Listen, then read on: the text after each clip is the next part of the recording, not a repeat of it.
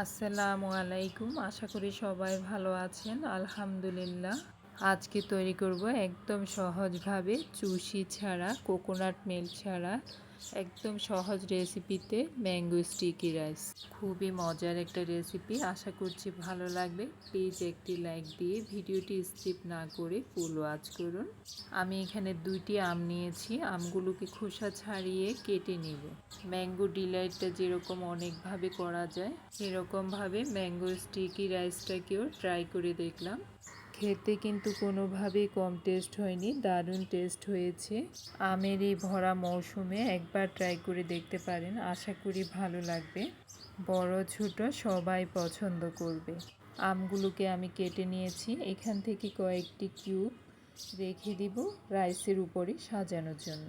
বাকি আমের স্লাইসগুলো ব্লেন্ডার জাগে নিয়ে ব্লেন্ড করে মসৃণ একটা পিউরি তৈরি করে নিব।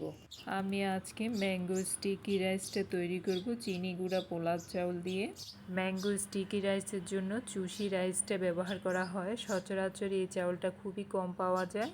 সেই ক্ষেত্রে চিনি গুঁড়া পোলাও চাউলটা দিয়ে করে দেখতে পারেন। ইভেন আমার কাছে মনে হয়েছে ওই চাউলের চেয়ে পোলাও চাউল দিয়ে কোনোভাবেই স্বাদটা কম হয়নি, বাট আরও বেশি লাগলো। এখানে চিনি গুঁড়া পোলাও চাউলের পরিবর্তে বিন্নি চাউলটাও ব্যবহার করতে পারেন। আমি এখানে 250 গ্রাম চিনি গুঁড়া পোলাও চাউল নিয়েছি। চাউলগুলো পরিষ্কার করে ধুয়ে নিয়েছি। এখন একটা প্যানে নিয়ে নিলাম। আর এখানে আমি কোকোনাট মিল্কের পরিবর্তে ব্যবহার করেছি একদম পিওর তরল দুধটা। আমি এখানে 250 গ্রাম পোলাও চাউলের স্টিকি রাইস রান্না করার জন্য 500 গ্রাম পিওর তরল দুধ নিয়েছি। নর্মাল কোনো পানি ব্যবহার করিনি, দুধ দিয়েই রান্নাটা করে নিচ্ছি। দিয়ে দিলাম 2 পিস দারচিনি, 1টি এলাচ।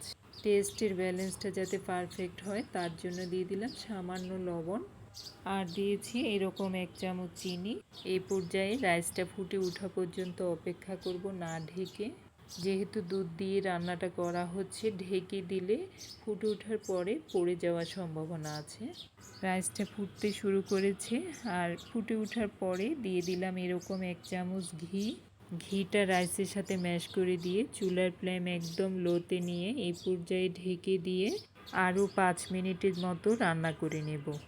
এদিকে আমি যে আমগুলো কেটে ব্লেন্ডার জাগে নিয়েছি তার সাথে 250 গ্রাম মিষ্টি দধি নিয়েছি। দধিটা ডিপে ছিল তাই এখনও ঠান্ডা, বরফ সহ। আর দিয়েছি 1 টেবিল চামচ চিনি, 3 টেবিল চামচ গুঁড়ো দুধ। এই গুঁড়ো দুধটা দেওয়ার কারণে ম্যাঙ্গো পিউরিটা একটু ক্রিমি ভাব হয়ে আসবে। দেখুন ব্লেন্ড করার পরে পিউরিটা কেমন হয়েছে। 5 মিনিট পর রাইসগুলো কমপ্লিট রান্না হয়ে গেছে। এখন চুলা থেকে নামিয়ে নিব। এই পর্যায়ে একটা প্লেটের মধ্যে রাইসগুলো নিয়ে নিলাম। রাইসের একটা লেয়ার প্লেটে নিয়ে তার উপরে ম্যাঙ্গো যে সসটা তৈরি করে নিয়েছি সসটা দিয়ে দিলাম। ম্যাঙ্গো সসের উপরে কিছু ড্রাই ফ্রুটস দিয়ে দিলাম। তার উপরে রাইসের আরেকটি লেয়ার দিয়ে দিলাম। সেকেন্ড লেয়ারের রাইসটা আমি খুব একটা শেপে রাখতে পারলাম না, প্লেটটা একটু চওড়া হওয়াতে সবগুলো ছড়িয়ে গেল। বাট সমস্যা নেই, উপরের অংশটা সুন্দর করে সাজিয়ে নিলাম। আপনারা আপনাদের পছন্দ মতো সাজিয়ে নেবেন।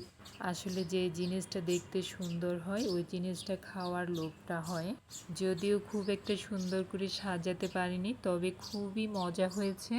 একদম সহজভাবে ঘরোয়া পদ্ধতিতে আমি আমার রেসিপিতে চুষি ইভেন কোকোনাট মিল্ক ছাড়া ম্যাঙ্গো স্টিকি রাইস রেসিপিটা শেয়ার করলাম। আশা করি ভালো লাগবে।